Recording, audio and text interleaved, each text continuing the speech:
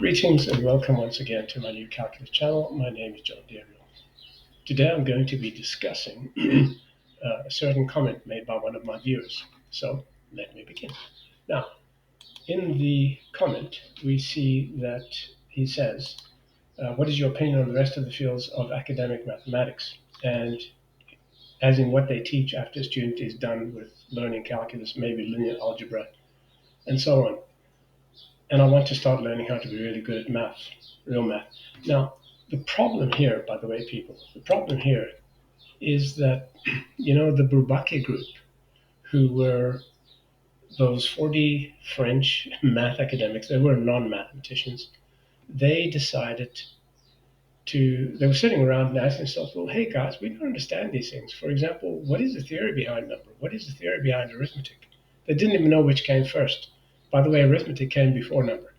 So because they had a gross amount of ignorance, incompetence, and obviously incorrigible stupidity, they decided that these things could not be understood except believed in as axioms. And that's what they did. Okay, so they assumed that number exists as a concept and that they would use that as a belief, and then they would use the most incorrigibly dumb concepts of Giuseppe Piano, to base their modern foundations. And that's what they did. So they took number as a given, and then they introduced something called piano arithmetic. If there ever was a joke, people, this is a joke, because it's not only circular in so many ways, it's just plain wrong, and it doesn't answer the questions. For example, important questions like, why do mainstream academics define the operations differently for different types of numbers? Well, there aren't really different types of numbers. There's only one type of number. And the operations of arithmetic are defined the same way for all numbers. Okay, every single kind of number, because they're all fractions. There is no such thing called an irrational or real number. To help you understand these things, I've written an article called Gabriel Arithmetic Without Numbers.